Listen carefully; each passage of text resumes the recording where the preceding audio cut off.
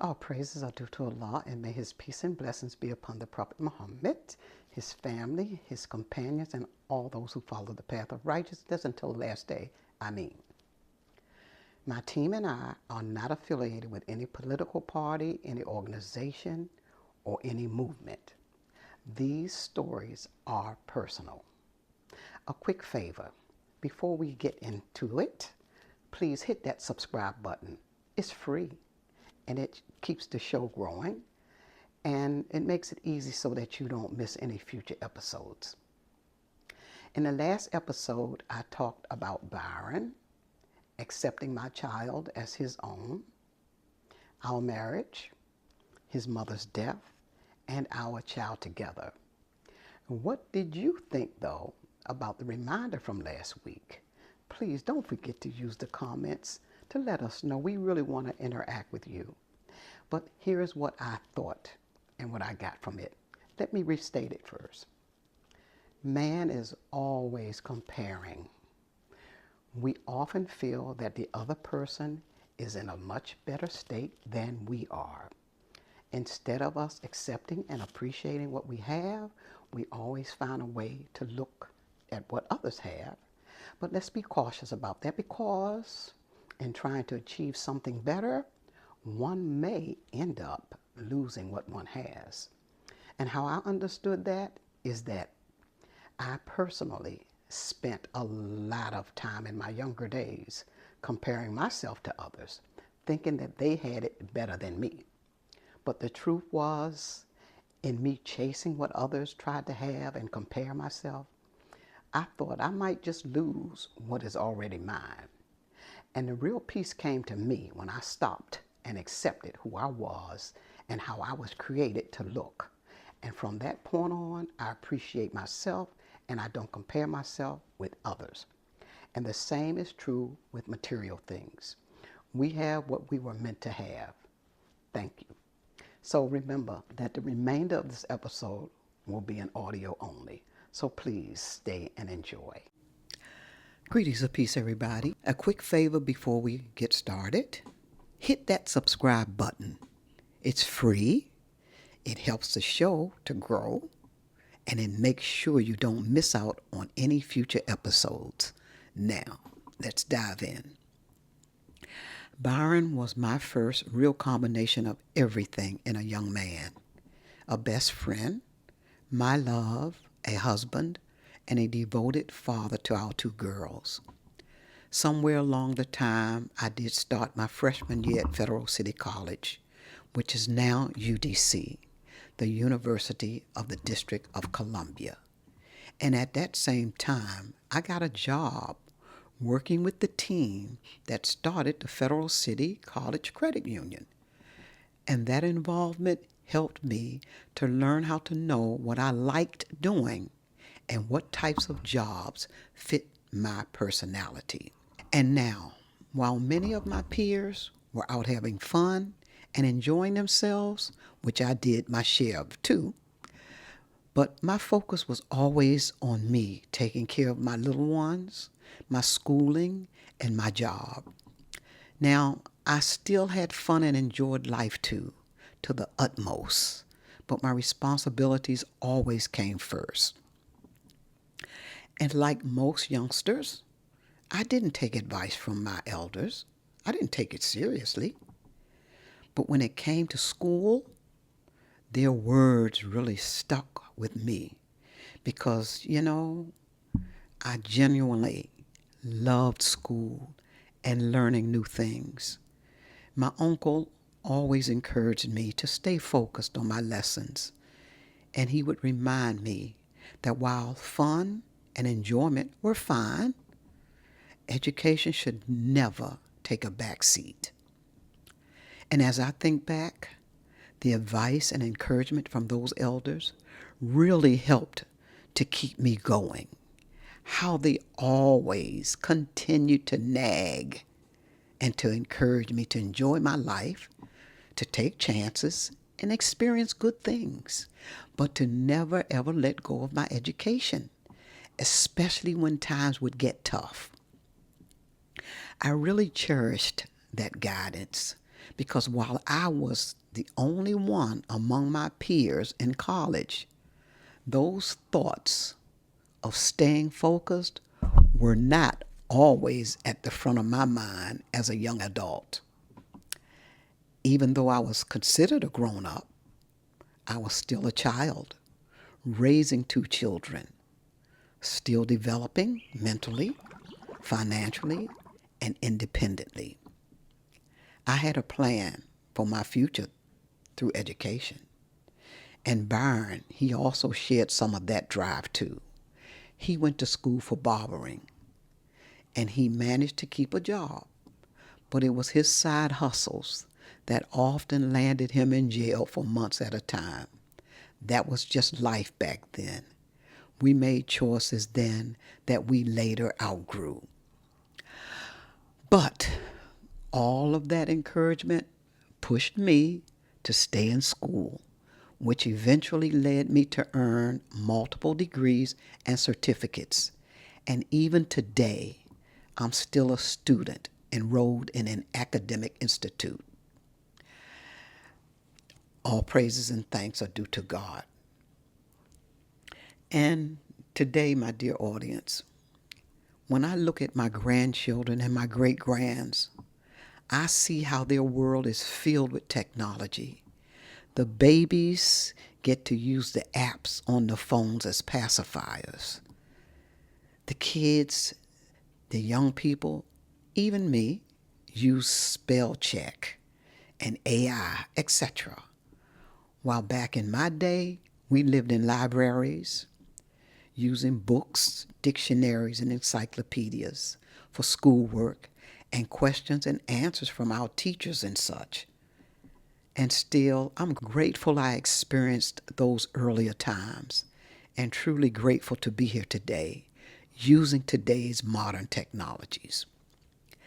Now, Byron and I, we decided to give our relationship a real chance and stay together as a couple.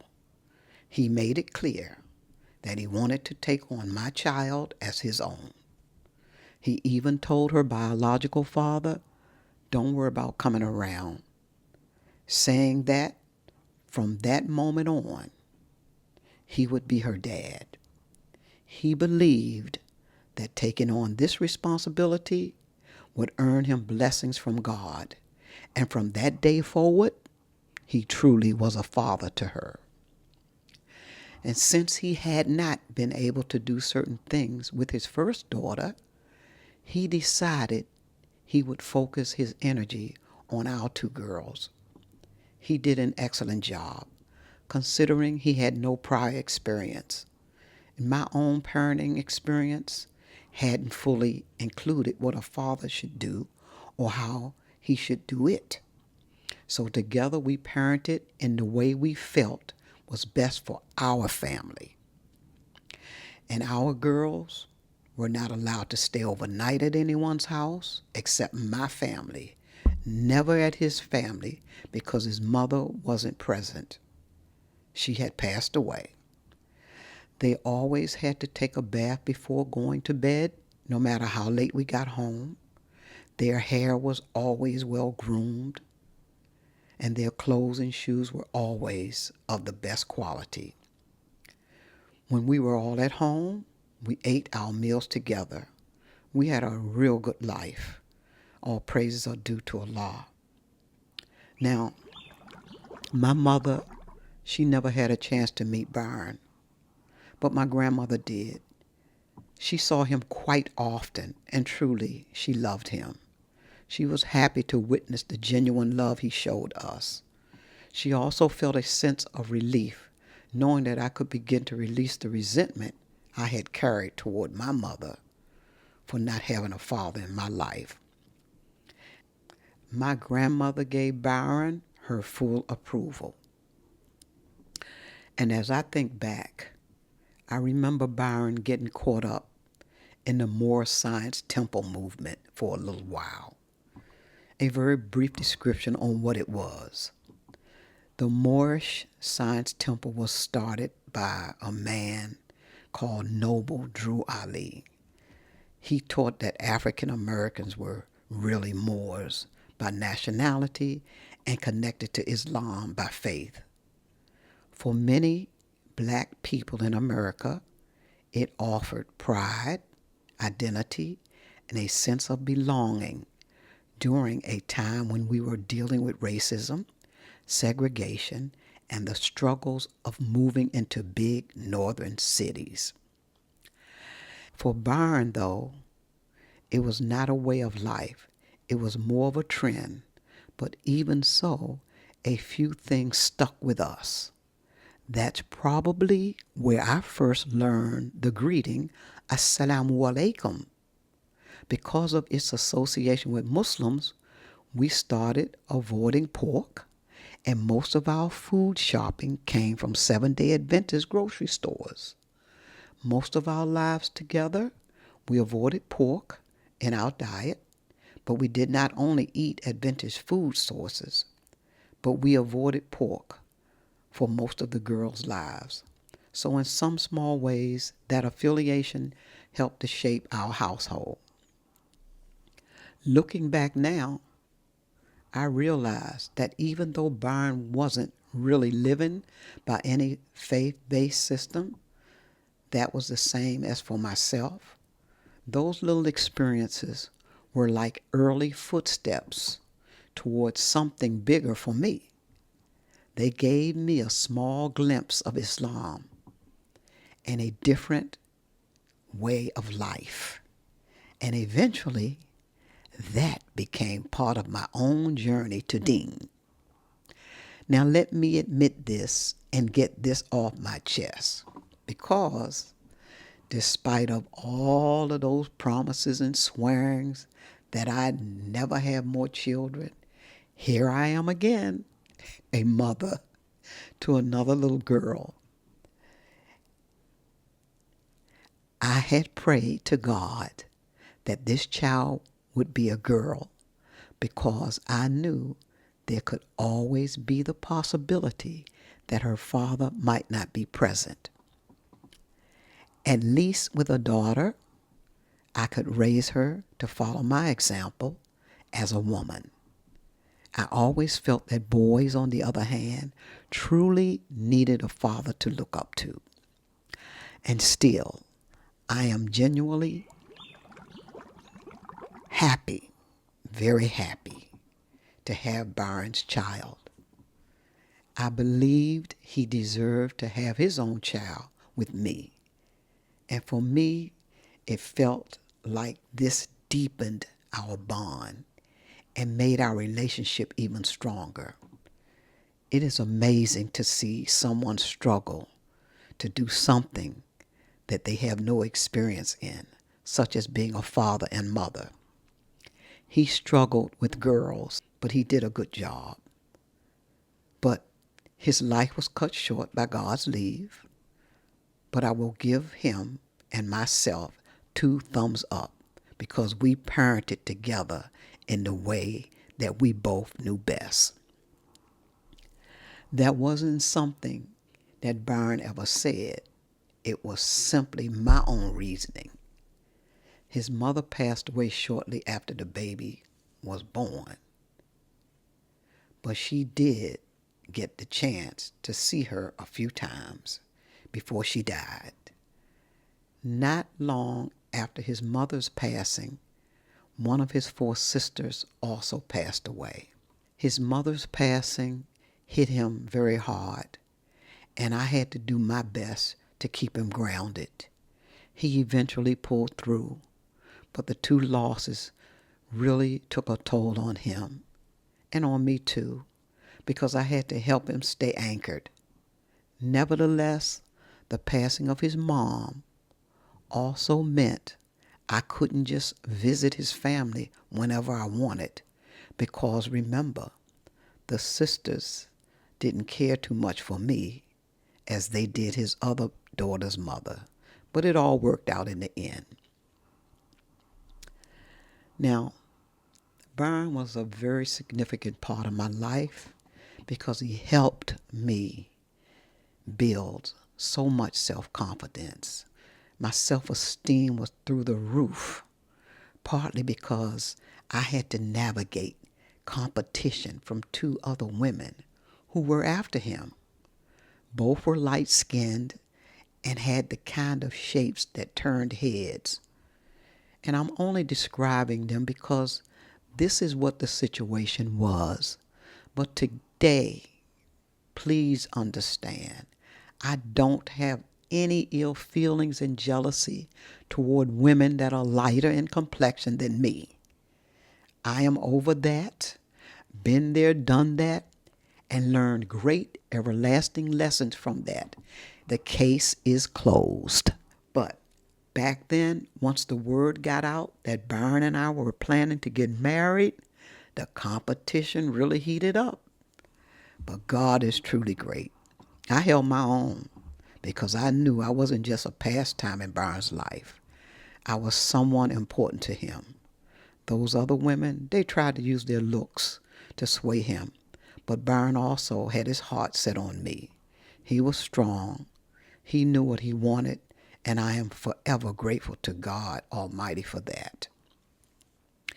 Now, right after Byron and I got married in 1974, I still remember my oldest daughter saying, "Now you're our real mommy." How cute. But let me reiterate this. The moral of this story is that Byron was such a significant part of my life because in his own way, he introduced me to my first taste of Islam long before my full transformation, which would take place about 20 years later. Beyond that, he helped me grow in ways I never expected. His love and caring for me helped me to boost my self-confidence, my self-esteem, and his caring also helped me to learn how to stand strong, even when faced with competition.